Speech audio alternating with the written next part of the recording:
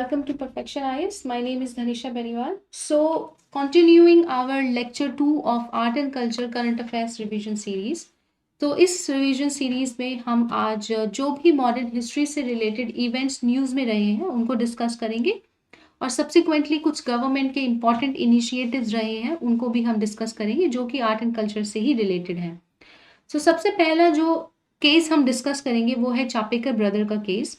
ये बहुत famous case था 1897 में, जब चापेकर ब्रदर्स यानी कि दामोदर हरी चापेकर, बालकृष्ण हरी चापेकर एंड वासुदेव हरी चापेकर, इन सभी ने मिलकर के जो उस टाइम पे पुणे में जो प्लेग फैल गया था 1896 टू 1897 के टाइम पे, उसको प्रिवेंट करने के लिए जो है एक एक कमेटी बनाई गई थी जिसको जो लीड कर रहे थे, जिनका नाम था रैंड।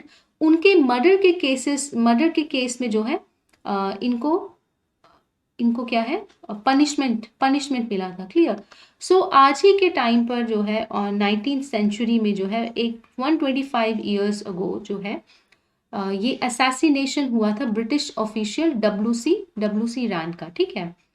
उस टाइम पे वी नो कि मिलिटेंट नेशनलिज्म इंडिया में काफ़ी स्प्रेड होने लगा था, specially after the revolt of 1857 India. After the revolt of 1857 India का पहला इंस्टेंस था मिलिटेंट नेशनलिज्म का, ये केस से रिलेटेड। क्लियर। तो 1897 में गवर्नमेंट ने एक स्पेशल कमिटी एस्टेब्लिश की थी जिसको लीड कर रहे थे वॉल्टर चार्ल्स रैंड, जो कि रिस्पॉन्सिबल थे प्लेग के थ्रेट को स्टॉप करने के लिए और डिजीज को स्प्रेड करने डिजीज के स्प्रेड को प्रिवेंट करने के लिए। बट हुआ ये कि इन दिस कोर्स इस दौरान जो है काफ़ी एट्रॉसिटीज़ हुई पीपल के ऊपर, जो वहाँ पे महाराष्ट्र के जो स्पेशली जो पूना एरिया के जो लोग थे उनके ऊपर, एंड उनको परमिशन से भी रिफ्यूज़ कर दिया गया ताकि जो अपने लव वंस हैं उनके फ्यूनरल्स में भी वो पार्टिसिपेट कर सकें। विलेजर्स को जो है British soldiers and British officials काफ़ी हरास किया करते थे इस डिजीज़ से रिलेटेड। तो इसी वजह से इतने हरासमेंट को फेस करने के बाद जो चापेकर ब्रदर्स थे उन्होंने डिसाइड किया कि दूसरे रेवोल्यूशनरी मेंबर्स के साथ मिल करके एक चापेकर क्लब तो फॉर्म किया ही था, उसमें ये डिसीजन हुआ कि जो जो रैंड है, वॉल्टर चार्ल्स रैंड है, उनका जो है मर्डर करेंगे। तो बेसिकली रैंड कमीशन के जो चेयरमैन थे उनके डेथ को एग्जीक्यूट किया चापेकर ब्रदर्स ने। Clear. Now let us move on to the flag code of India. हाल फिलहाल में सेंटर ने क्या किया है, इंडिया के जो फ्लैग कोड है उसको रिवाइज किया है। राइट। तो यानी कि फ्लैग कोड जो कि रिलेटेड है कि किस तरीके से इंडियन फ्लैग को जो है होस्ट किया जाएगा और किस समय पे होस्ट किया जाएगा, the time, the place and also जिस तरीके से हमारा जो फ्लैग का डिज़ाइन है, शेप एंड साइज है, वो सभी जो है इंडिया फ्लैग कोड में जो है मेंशन है। और फिलहाल जो रिसेंटली जो है सेंटर ने उसको मॉडिफाई किया है। तो बेसिकली इंडियन फ्लैग को, जो इंडियन नेशनल फ्लैग है, उसको सूरज ढलने के बाद यानी कि आफ्टर द सनसेट जो है उसको होइस्ट नहीं किया जा सकता है, बट इन सेंटर ने इसको रिवाइज करके अब परमिशन दे दी गई है कि जो नेशनल फ्लैग है वो दिन के समय में भी और रात के समय में भी उसको जो है नेशनल फ्लैग को जो है अपने घर पर आप जो है उसको लगा सकते हैं, उसको होइस्ट कर सकते हैं। क्लियर। तो अंटिल दिस मॉडिफिकेशन सुबह सूरज सनराइज से लेकर सनसेट तक ही आपको परमिशन थी कि आप नेशनल फ्लैग को अपने घर पर जो है लगा सकते हैं और सनसेट के बाद उसको उतारना होता है। प्रीवियसली जो है दिसंबर 2021 में इंडियन फ्लैग कोड को जो है चेंज किया गया था, जिसमें अब तक क्या था कि इंडियन फ्लैग कोड जो है खादी और जो है नेचुरल फाइबर से ही जो है बना हुआ होता था, बट अब जो है उसको परमिशन दे दी गई है कि हैंडस्पन पॉलिएस्टर फाइबर। इससे पहले क्या है, हैंडस्पन खादी से वो बना होता था, बट अब हैंडस्पन पॉलिएस्टर से भी वो बनाया जा सकता है, हैंड वोवन भी बनाया जा सकता है, and also machine made flags in addition to the cotton, wool, silk and khadi जो है अब इस मटेरियल में भी इंडियन फ्लैग को जो है बनाया जा सकता है। नाउ अब बात करते हैं घर तिरंगा कैंपेन की, जो कि एक बहुत इम्पॉर्टेंट फैक्टर है इस इस अमेंडमेंट के इंट्रोडक्शन में। सो इंडिया के 75th एनिवर्सरी यानी कि इंडिया के इंडिपेंडेंस के 75th ईयर को सेलिब्रेट करने के लिए एक हर घर तिरंगा इनिशिएटिव जो है स्टार्ट किया गया था। एंड इसकी जो रिस्पॉन्सिबिलिटी है वो डिपार्टमेंट ऑफ पोस्ट को दी गई थी because of its strong network, क्योंकि हम जानते हैं कि इंडिया का जो पोस्टल डिपार्टमेंट है उसका एक बहुत स्ट्रॉन्ग नेटवर्क है, ताकि वो सिटीजन्स को इन्फॉर्म कर सके हमारे जो तिरंगा है, हमारा जो नेशनल फ्लैग है, उसकी इंपॉर्टेंस और उसके सिग्निफिकेंस के बारे में। आगे बढ़ते हैं और डिस्कस करते हैं इंडियन फ्लैग कोड को, जो कि 2002 में जो है जिसको अमेंड किया गया था। सो इंडियन फ्लैग कोड जो है बेसिकली रूल्स एंड रेगुलेशन है जो गवर्न करते हैं कि इंडियन नेशनल फ्लैग को किस तरीके से फ्लाई किया जाएगा, उसको कैसे डिस्प्ले कर सकते हैं, इंडियन नेशनल फ्लैग को किस तरीके से आप यूटिलाइज कर सकते हैं। And at the same time अगर इंडियन नेशनल फ्लैग को कोई कोई डैमेज हो जाता है तो उसको किस तरीके से फाइनली उसको जो है बेसिकली यू कह सकते हैं कि फाइनली उसको डिस्ट्रॉय करना किस तरीके से। सो यानी कि प्राइवेट में उसको जो है डिस्ट्रॉय किया जाता है अगर कोई फ्लैग डैमेज हो जाता है। पब्लिकली फ्लैग के बर्निंग जो है वो अलाउ नहीं है इंडियन नेशनल फ्लैग की, because it is considered as an insult to our national flag. जुलाई 22 1947 को इंडियन कॉन्स्टिट्यूएंट असेंबली ने फाइनली इंडिया के नेशनल फ्लैग को अडॉप्ट किया था। सो इंडिया का जो नेशनल फ्लैग है किसी भी size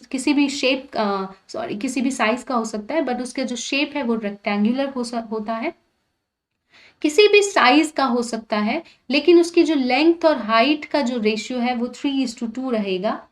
so Indian flag at home की अगर बात करें तो अगर कोई इंडिविजुअल है, प्राइवेट बिजनेस है या एजुकेशनल इंस्टीट्यूट्स हैं, वो डे पर या फिर किसी और ओकेजन पे इंडियन नेशनल फ्लैग को अगर ऑनर करते हैं तो किस तरीके से करेंगे, इस सभी का जो मेंशन है वो इंडियन नेशनल फ्लैग कोड 2002 में मेंशन है। जैसे कि वी नो कि एजुकेशन इंस्टीट्यूट यानी कि स्कूल्स एंड कॉलेजेस में इंडिपेंडेंस डे पर और रिपब्लिक डे पर फ्लैग होइस्टिंग होती है, तो उसकी जो rules and regulation and code of conduct है वो Indian flag code of the year 2002 में जो है मेंशनड है। Now let us move on to the naval traditions in India. So recently Prime Minister ने naval के जो इंसिग्निया होते हैं उसको न्यू डिजाइन को जो है रिवील किया है।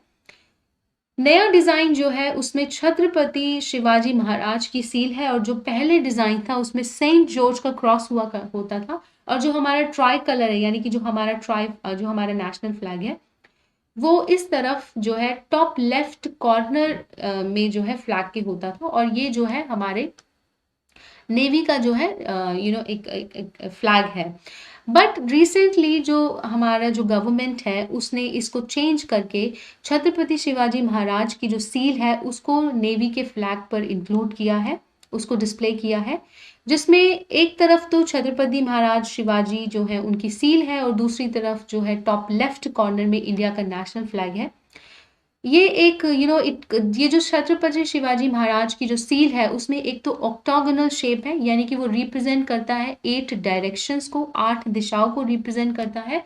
And it also represents the navy's ability, its capability कि वो हर डायरेक्शन और हर डायमेंशन से जो है जो हमारे एनिमी है उस पर अटैक कर सकती है और कंट्री को हर डायरेक्शन से प्रोटेक्ट कर सकती है।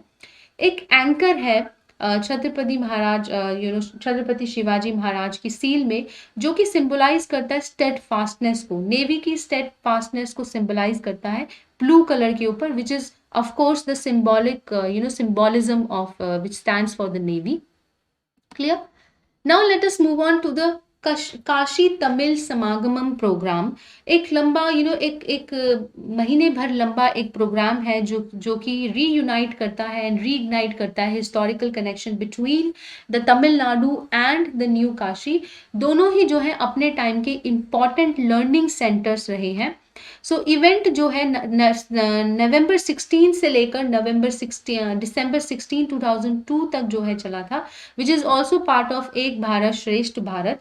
इसमें जो है बेसिकली एक्सकर्जन ग्रुप्स थे, सेमिनार्स थे, लेक्चर्स थे, and also trips to Varanasi का जो काशी विश्वनाथ टेम्पल है उसकी ट्रिप होगी, एंड ऑल्सो जितनी भी सिग्निफिकेंट लोकेशन है जो कि तमिल को लेकर के कल्चरल सिग्निफिकेंस रखती है, उन सभी को जो है विजिट किया गया।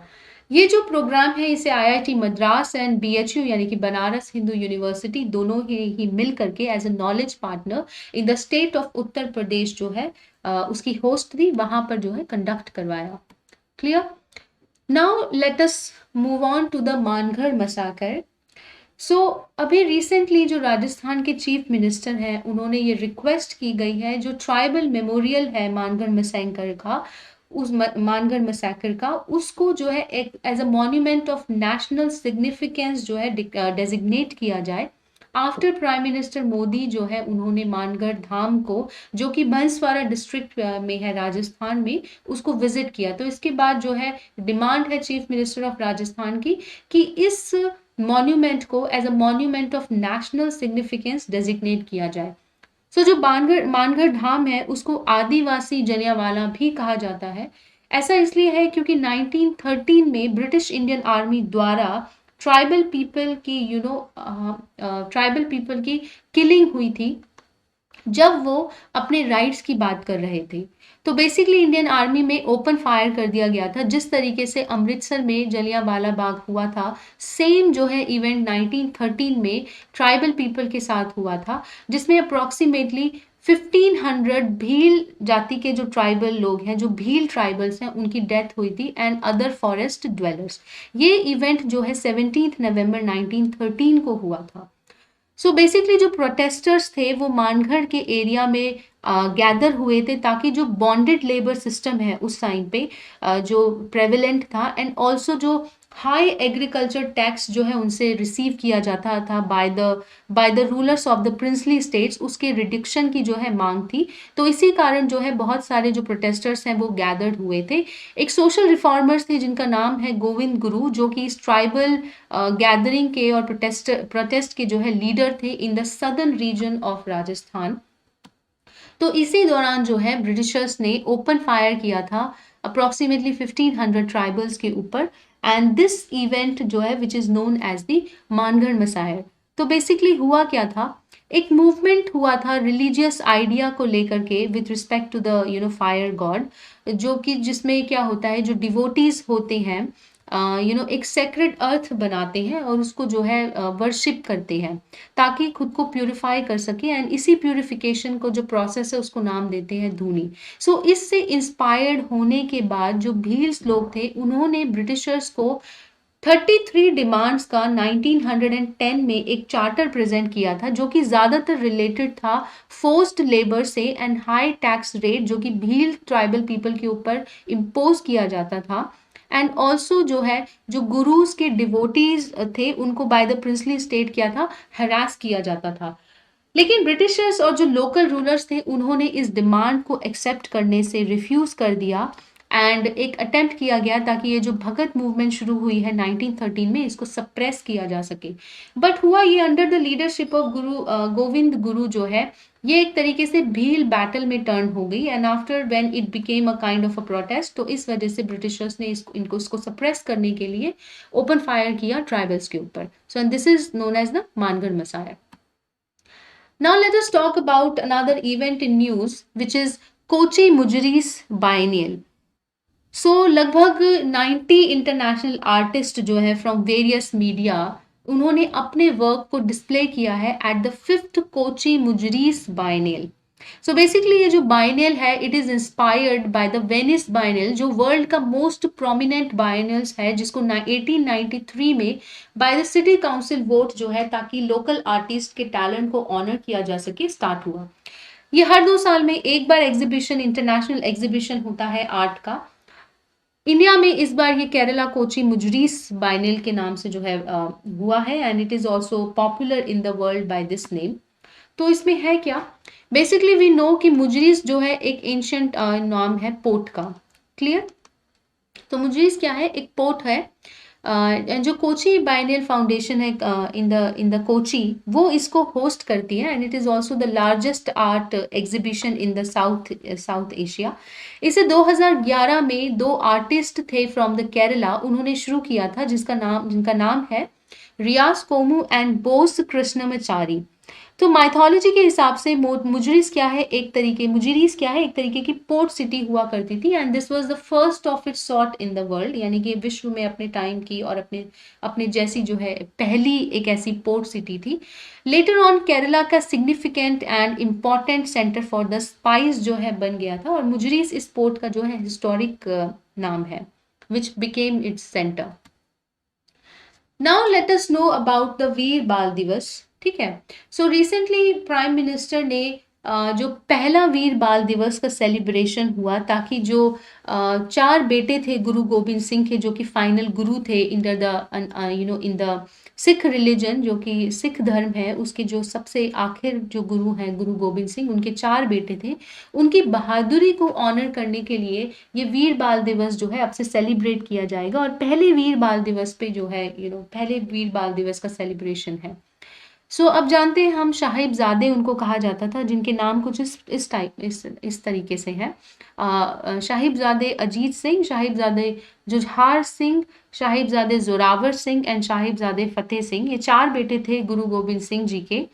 इससे पहले कि वो 19 साल के होते, तो जो मुगल सोल्जर्स थे उन्होंने उनको एग्जीक्यूट करवा दिया, क्योंकि आफ्टर दैट उनको खालसा में जो है इनिशिएट करना था।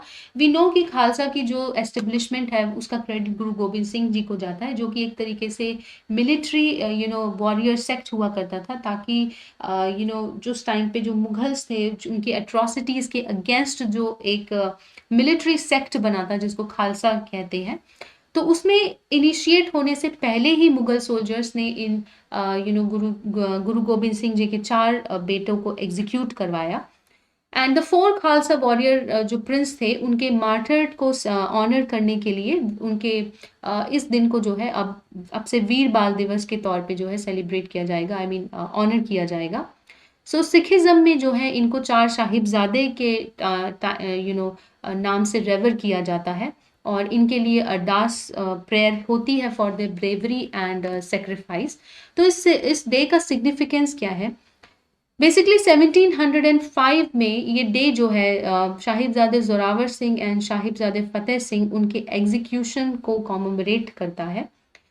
तो उस समय जो है अपनी जो उनकी ग्रैंड मदर थी माता गुजारी, उनके साथ इनको पकड़ लिया गया था, and later on brutally Mughals ने on the whim of Aurangzeb, उस टाइम का जो मुगल रूलर था औरंगजेब था, उनको एक ब्रिक एनक्लोजर में सफोकेट करके along while their grandmother was imprisoned, उनको एग्जीक्यूट कर दिया गया था, जिस टाइम जोरावर सिंह सिर्फ 9 साल के थे एंड फतेह सिंह सिर्फ 6 साल के थे।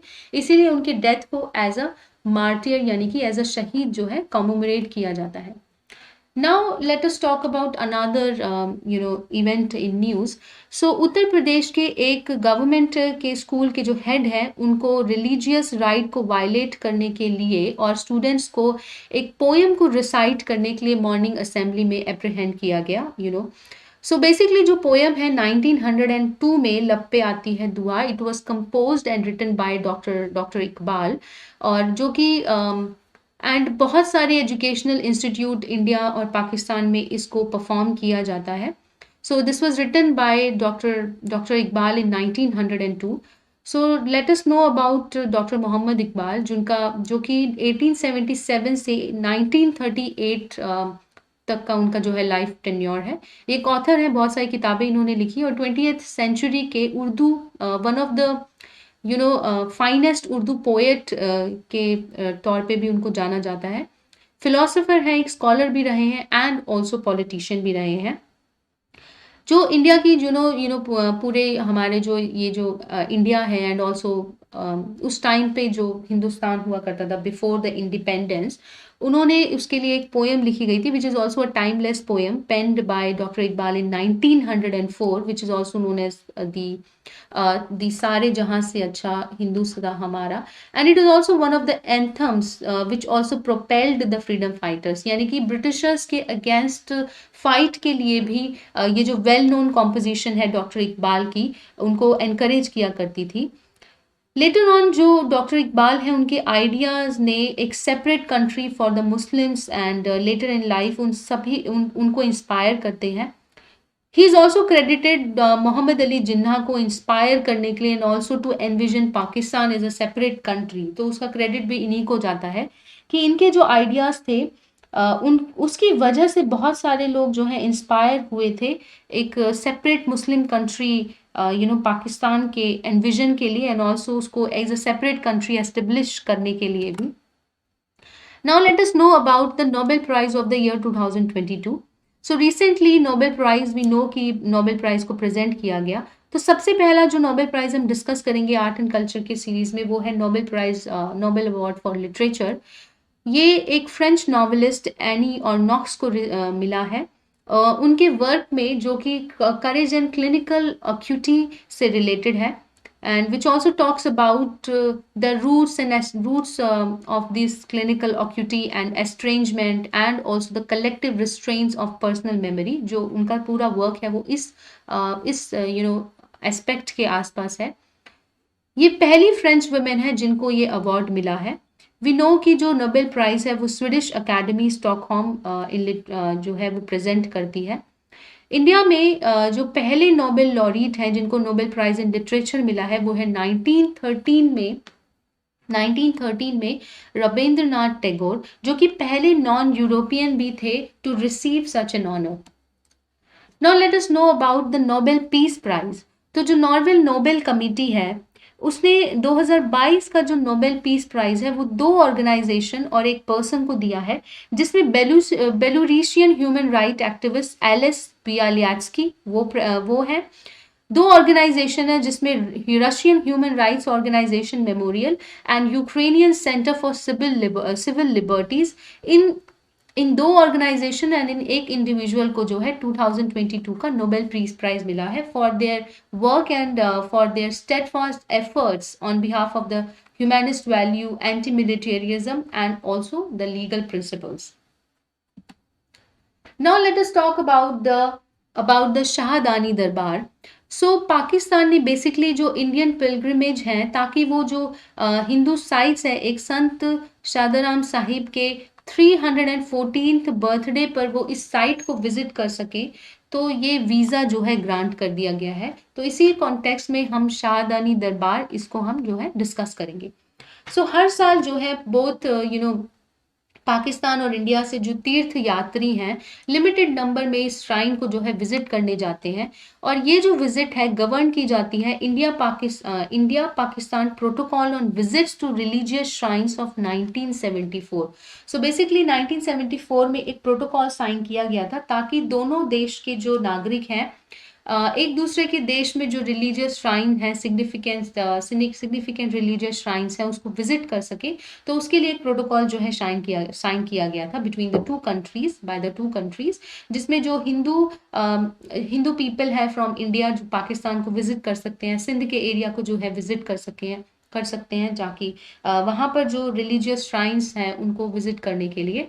सो जो शाहदानी दरबार टेम्पल है वो एक हिंदू बिलीवर्स के लिए एक बहुत सेक्रेट साइट है जो कि पाकिस्तान के सिंध रीजन में लोकेटेड है। जो संत शाहदाराम साहिब थे हु इज ऑल्सो कंसीडर्ड, मतलब उनको ऐसा माना जाता है कि वो लॉर्ड रामा के जो बेटे थे लव उनके डिसेंडेंट हैं, लॉर्ड शिवा के इनकारनेशन है। इन्हीं के लिए जो है 1786 में इस पिलग्रिमेज साइट को जो है बनाया गया था। Now let us talk about the Nansen Refugee Award. So 2022 में यूनाइटेड नेशन की जो ह्यूमन राइट्स जो काउंसिल है उसने नानसेन रेफ्यूजी अवार्ड दिया है former German chancellor Angela Merkel को for her stand in favour of the refugees because of the Syrian crisis. तो वी नो कि 2011 के बाद से ही सीरिया के अंदर इंस्टेबिलिटी रही है एंड बहुत से लोग जो है they were compelled to leave Syria and shift somewhere else। तो बहुत से एक लार्ज नंबर ऑफ पॉपुलेशन जो है सीरिया से यूरोप की तरफ जो है माइग्रेट की गई। सो उस टाइम पर जो जर्मन चांसलर थी Angela Merkel, she wholeheartedly received the Syrian refugees when other countries had refused them. तो ये now let us know about this award. इसको इस अवार्ड को 1954 में जो है क्रिएट किया गया था, ताकि उन लोगों को और ऐसी टीम्स को और ऐसी ऑर्गेनाइजेशन को रिकॉग्नाइज किया जा सके, उन्हें ऑनर किया जा सके, जो कि डिस्प्लेस्ड पीपल और स्टेटलेस पीपल एंड रिफ्यूजीज के लिए वर्क करती है, and above they go and above the call of the duty, यानी कि अपने स्तर से भी ऊपर जाकर के refugees, internally displaced people and stateless people के लिए वर्क करती है। इसे फ्रिजिट ऑफ नैंसेन, एक Norwegian explorer, scientist, diplomat and humanitarian थे, उनके नाम के ऊपर रखा गया है। इनको नोबेल पीस प्राइज मिला था 1922 में, and also they league of nation थी उसके पहले हाई कमिश्नर के तौर पे भी इन्होंने सर्व किया था for the refugees. First high commissioner for the refugees जो थी लीग ऑफ नेशन की, उसमें भी इन्होंने सर्व किया था। एंड जो फ्रिजिट ऑफ नैंसन थे, जो नॉर्वेजियन एक्सप्लोरर थे, उनको 1922 में नोबेल पीस प्राइज भी मिला था। जो एलिनोर रूजवेल्ट थे, the first chairperson of the United nation in 1954, इनको पहला जो है नैंसन रेफ्यूजी अवार्ड जो है मिला था। Now let us talk about some of the government initiative. So government के इनिशिएटिव में जो हम पहला इनिशिएटिव डिस्कस करेंगे, that is Indian knowledge system initiative.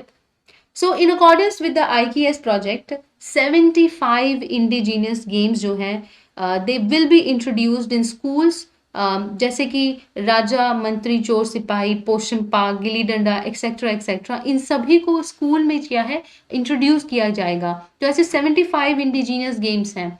So all India council for technical education जो है is a department of innovation in education, वो जो है इसके लिए रिस्पॉन्सिबल है। इट वॉज क्रिएटेड ताकि एक इंटरडिसिप्लिनरी स्टडी को जो है इनकरेज किया जा सके of all facets of IKS, यानी कि इंडियन नॉलेज सिस्टम इनिशिएटिव, ताकि प्रिजर्व किया जा सके और डिसेमिनेट किया जा सके, किसको, इंडियन नॉलेज सिस्टम को प्रिजर्व किया जा सके एंड डिसेमिनेट किया जा सके, ताकि फ्यूचर स्टडीज में एंड सोसाइटी में उसको अप्लाई किया जा सके। इंडिया की जो ट्रेडिशनल नॉलेज है और जो रिच हिस्ट्री है in the field of agriculture, basic science, engineering, architecture, management, economics etcetera etcetera, उन सभी के प्रिजर्वेशन एंड एक्सपेंशन के लिए। Now let us talk about the revision in scheduled tribes list. So cabinet ने recently constitution order amendment bill 2022 को पास किया है, जिसमें 4 ट्राइब्स हैं, उनको जो है शेड्यूल्ड ट्राइब लिस्ट में इंक्लूड किया गया है। तो now let us know about कि कौन कौन सी ट्राइब्स हैं जिनको शेड्यूल्ड ट्राइब लिस्ट में इंक्लूड किया गया है। सो बेसिकली लिस्ट को एक्सपैंड किया गया और हिमाचल प्रदेश से हट्टी ट्राइब, जो कि काफ़ी टाइम से डिमांड भी कर रहे थे कि उनको शेड्यूल्ड ट्राइब का स्टेटस दिया जाए, तो हिमाचल प्रदेश से हट्टी ट्राइब को इंक्लूड किया गया है, जो कि ट्रांसगिरी रीजन में ट्रांसगिरी रीजन में रिजाइड करते हैं। तमिलनाडु की जो हिल ट्राइब्स हैं, नारी कोरावन एंड कुरीविकारन, उनको इंक्लूड किया गया है। छत्तीसगढ़ से बिनजीहा ट्राइब को इंक्लूड किया गया है। सो बेसिकली जो हट्टी ट्राइब्स हैं हिमाचल प्रदेश की काफ़ी क्लोज निट कम्युनिटी है, जो कि अपना हिस्टोरिकल ट्रेड के लिए जानी जाती है, which includes the home grown goods, जिसमें कि वूल, पोर्क एंड वेजीज जो है, यानी कि वेजिटेबल्स एंड ऑल, वो इंक्लूडेड है।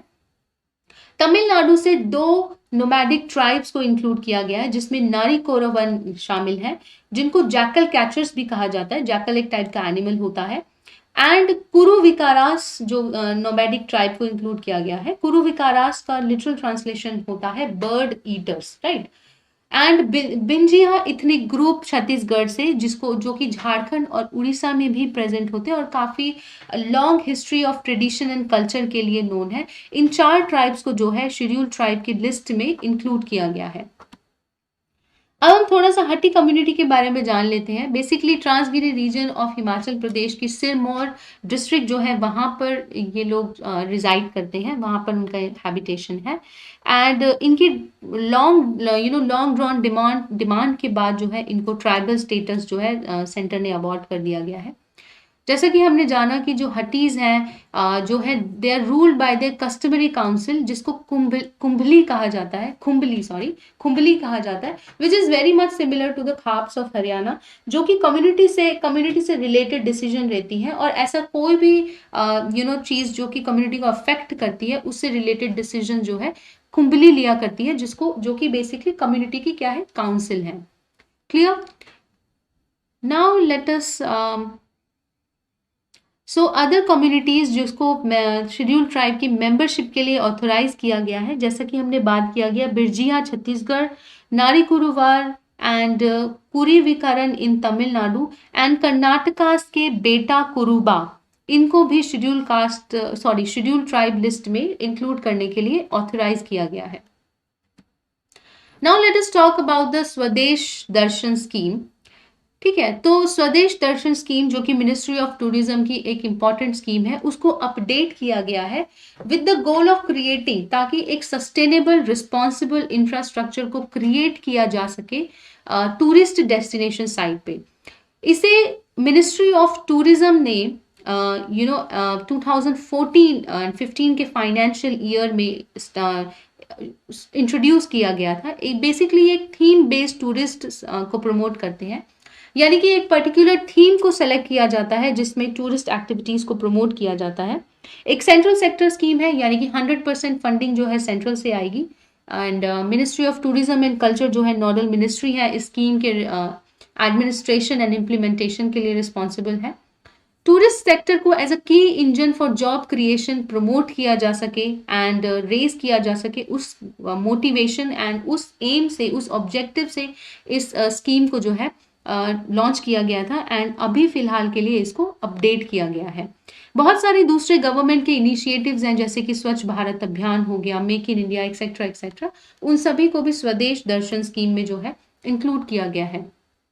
कुछ एग्जाम्पल ले लेते हैं थीम बेस्ड सर्किट टूरिस्ट का, जैसे कि बुद्धिस्ट टूरिज्म सर्किट है, यानी कि बुद्धिज्म से रिलेटेड जितनी भी साइट्स हमारे कंट्री में प्रेजेंट हैं, जैसे कि बिहार में है, उत्तर प्रदेश में है, आंध्र प्रदेश में है, एक्सेट्रा एक्सेट्रा, इन सभी को जो है एक सर्किट के तौर पे देखा जाएगा, एंड बुद्धिज्म टूरिस्ट सर्किट को जो है इस स्कीम के अंदर प्रमोट किया जाएगा।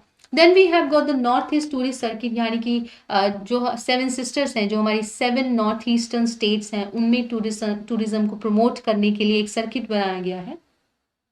Then of course we have got the Ambedkar tourist circuit, इसमें डॉक्टर अम्बेडकर से रिलेटेड और उनके लाइफ से रिलेटेड जितनी भी सिग्निफिकेंट इवेंट हैं, उनसे रिलेटेड जो साइट हैं, उन सभी को एक सर्किट में कोलैबोरेट किया गया है, ताकि एक थीम बेस्ड टूरिज्म को with related to doctor Ambedkar उनको प्रमोट किया जा सके।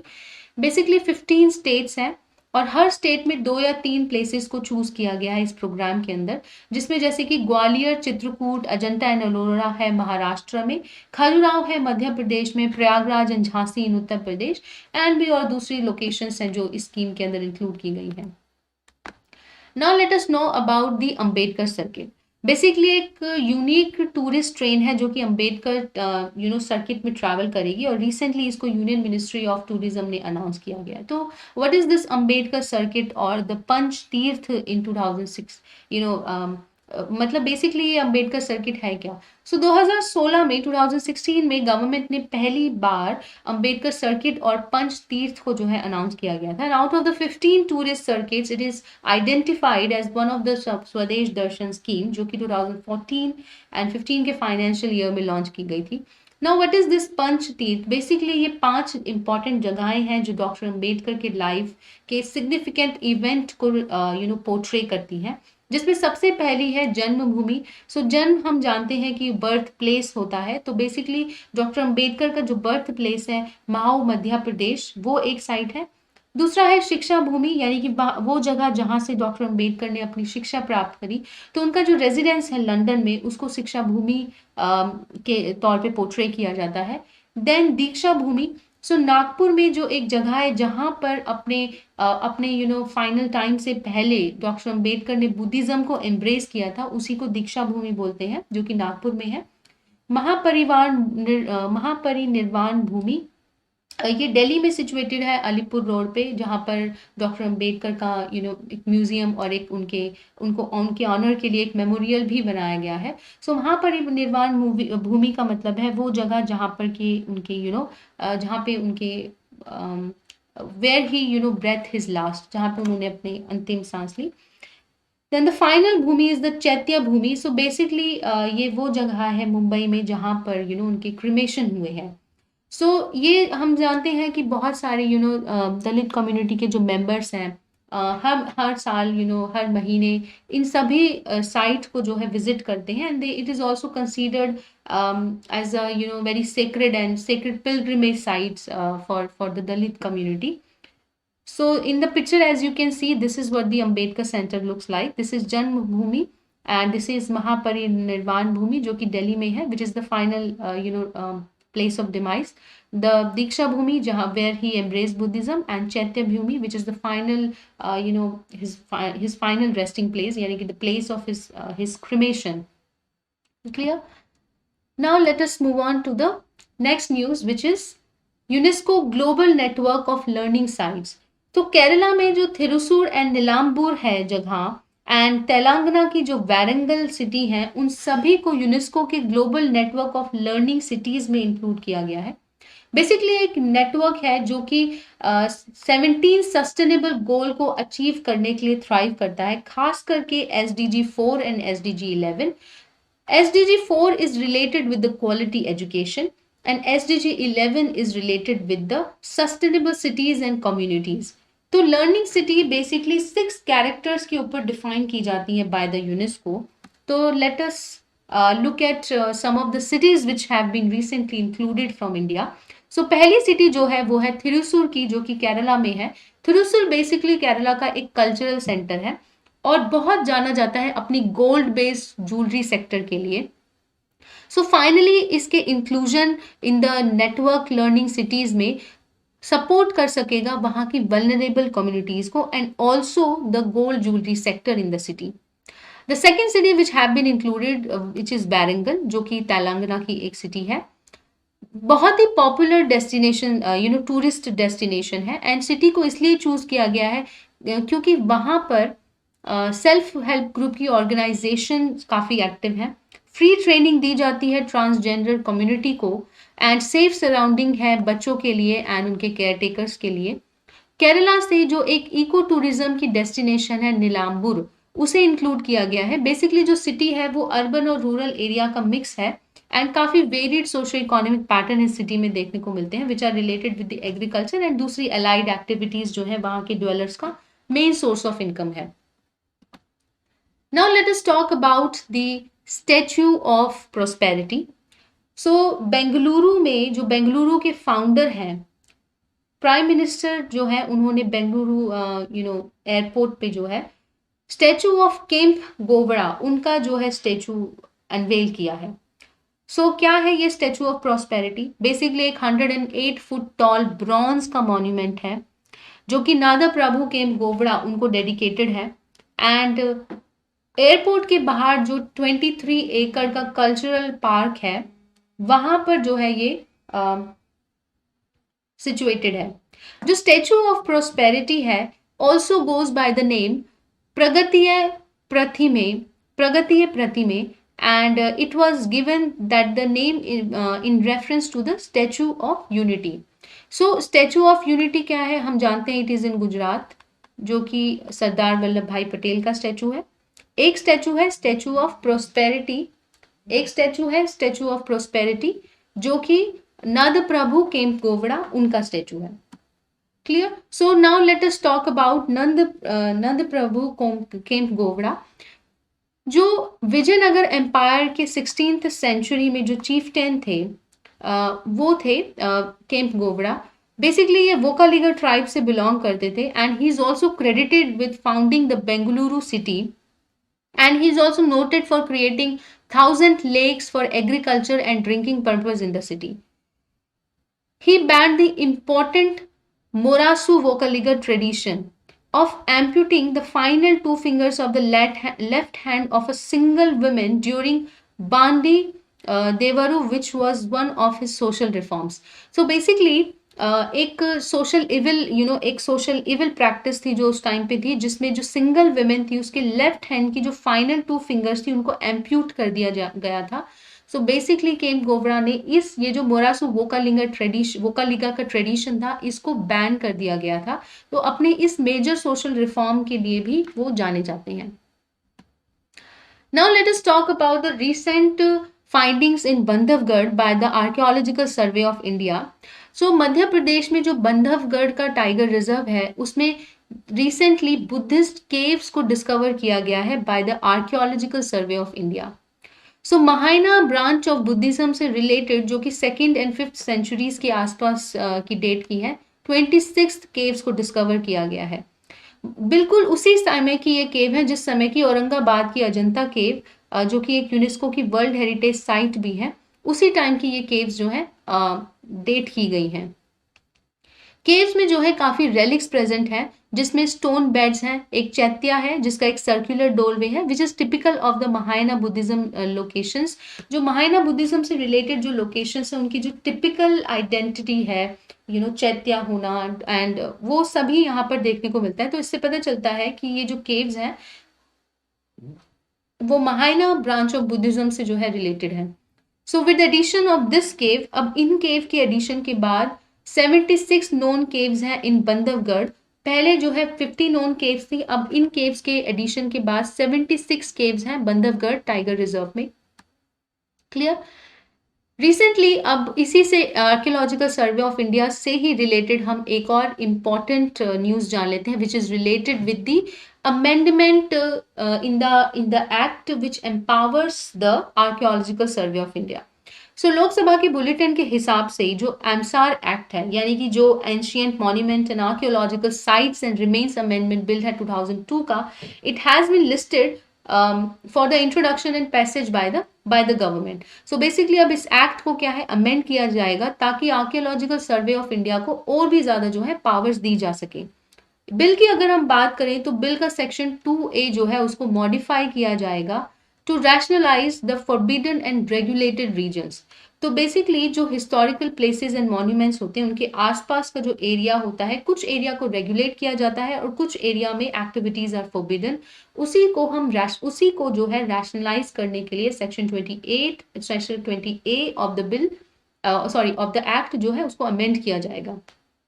सो बेसिकली बिल चाहता ये है कि जो क्लॉज है जो परमिट करता है construction activities to be barred within 100 metres, यानी कि कोई भी सेंट्रली प्रोटेक्टेड मॉन्यूमेंट्स है उसके 100 मीटर के भीतर कोई भी कंस्ट्रक्शन एक्टिविटीज को जो है बैन किया गया है, यानी कि within the 100 metre parameter कोई भी कंस्ट्रक्शन एक्टिविटी जो है नहीं हो सकती है।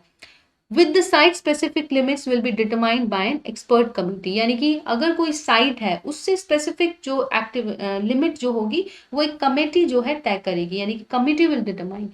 Similar to the forest act, enforcement की अथॉरिटी इस बिल के पास होने के बाद आर्कियोलॉजिकल सर्वे ऑफ इंडिया को मिल जाएगी एंड ऑल्सो जो ASI की प्रोटेक्टेड साइट्स की लिस्ट है उसको भी रिव्यू किया जाएगा by the proposed legislation. Now let us know about some important about the Archaeological Survey of India. Basically India का प्रीमियर इंस्टीट्यूशन है आर्कियोलॉजिकल रिसर्च में। Ministry of culture government of India की एक अटैच्ड एजेंसी है जो कि responsible है for the archaeological research, conservation, protection and preservation of of the ancient monuments and the archaeological sites in the country. ASI regulate करती है सभी archaeological activities जो कि इंडिया में होती हैं under the answer act of 1958, यानी कि आर्कियोलॉजिकल सर्वे ऑफ इंडिया को पावर आती है इस एक्ट से और इसी एक्ट को 2022 का जो बिल है वो अमेंड कर रहा है। Antiquities and art treasure act of 1972 भी जो है आर्कियोलॉजिकल सर्वे ऑफ इंडिया को पावर देता है रेगुलेशन की। इसे 1861 में एक ब्रिटिश आर्मी इंजीनियर ने जिनका नाम था जेम्स कुनिंगम, उन्होंने इसको एस्टेब्लिश किया था। Clear? Right? So this was about the archaeological survey of India. Basically जब एशियन सोसाइटी की एस्टेब्लिशमेंट हुई थी वहीं से इंडिया ये आर्कियोलॉजी में इंटरेस्ट जो है क्रिएट हुआ और फाइनली जेम्स कुनिंगम में 1861 में आर्कियोलॉजिकल सर्वे ऑफ इंडिया की एस्टेब्लिशमेंट की और 1921 में जो है अलेक्जेंडर कुनिंगम भी उसके चेयरपर्सन रहे। बेसिकली जो आर्कियोलॉजिकल सर्वे ऑफ इंडिया है एक स्टैट्यूटरी बॉडी है, जिसको एक स्टैट्यूटरी बॉडी के तौर पे बनाया गया after the independence by the AMASR act of 1958। इसके डायरेक्टर, इसे हेड करते हैं डायरेक्टर जनरल और इसका हेडक्वार्टर है न्यू दिल्ली में। 3,000 से भी ज़्यादा मॉन्यूमेंट्स जो है एएसआई के प्रोटेक्शन के अंदर आते हैं और बहुत सी आर्कियोलॉजिकल साइट्स भी हैं ऑफ नेशनल इंपॉर्टेंस जिसको एएसआई प्रोटेक्ट करता है एंड प्रिजर्व करता है। 3 इंपॉर्टेंट पब्लिकेशन है एएसआई की, जो कि है ancient India, Epigraphia Indica and Indian archaeology a review. Now let us move on to another important news, which is National Maritime Heritage Complex. National maritime heritage complex जो है हाल फिलहाल में गुजरात के लोथल में जो है बनाया जा रहा है and the prime minister has recently reviewed the current construction which is going on there. So basically it is going to be a international tourist site, ताकि एजुटेनमेंट यानी कि एजुकेशन प्लस एंटरटेनमेंट को प्रमोट किया जा सके और tourist को जो है बेनिफिट दिया जा सके। So as you can see in the image, this is the town of Lothal, यहाँ पर गुजरात में है। ये एंशियंट डॉकयार्ड भी हुआ करता था, ठीक है। तो लोथल टाउन के बारे में हम जानेंगे, हड़प्पा सिविलाइजेशन से रिलेटेड है, ठीक है। सो 400 एकड़ का लैंड है अंडर द कंस्ट्रक्शन, जिसमें एक म्यूजियम बनाया जाएगा, एक लाइट हाउस म्यूजियम बनाया जाएगा, maritime institute and eco resort भी प्रोजेक्ट बनाया जाएगा एंड बहुत से हेरिटेज थीम पार्क भी कंस्ट्रक्ट करने का प्लान है। सो जो हड़प्पन सिविलाइजेशन है उसमें लोथल एक बहुत इंपॉर्टेंट सिटीज था, क्योंकि ये ओल्डेस्ट डॉकयार्ड है ऑन द एंशियंट साबरमती, जो पुरानी साबरमती एंशियंट साबरमती का जो रिवर कोर्स होता था, उस रिवर कोर्स के बैंक पर ये डॉकयार्ड जो है सिचुएटेड था, dockyard of Lothal. Now let us no more about the Lothal site. So Lothal was one of the southernmost cities of ancient Indus Valley civilization, जो कि गुजरात में लोकेटेड है। इसके सिटी की कंस्ट्रक्शन जो है 2400 BCE यानी कि बिफोर कॉमन एरा के आसपास शुरू हुई थी and according to the archaeological survey of India यानी कि एएसआई के द्वारा जो अगर एएसआई के हिसाब से जाएं तो लोथल जो है वर्ल्ड का अर्लीस्ट नोन डॉक है, which was connected to the city to an ancient course of the Sabarmati River on the trade route between the Harappan cities in the Sindh and the peninsula of Saurashtra. Lothal एक बहुत ही important vital and thriving trade centre था ancient time का, जो कि trade of beads, gems and बहुत सारे valuable ornament जो कि वेस्ट एशिया एंड अफ्रीका के साथ डील किए जाते थे के लिए जाना जाता था। काफ़ी सारे टूल्स एंड टेक्निक के लिए जाना जाता था, जिसमें bead making and metallurgy important है and which have stood the test of time, यानी कि 4000 साल से भी ज़्यादा पुरानी जो bead making factory and metallurgy की साइट है वो यहाँ से मिली है। लोथल को फिलहाल जो है यूनेस्को के वर्ल्ड हेरिटेज साइट में के इंक्लूजन के लिए नॉमिनेट किया गया है एंड अभी उसका इंक्लूजन जो है यूनेस्को की टेंटेटिव लिस्ट में क्या है, पेंडिंग है। Clear? So this was it for this lecture and we'll see you in the third lecture and we'll continue the art and culture revision series and in the next lecture we will see the temple architecture. So thank you so much for watching Perfection Eyes. Have a nice day.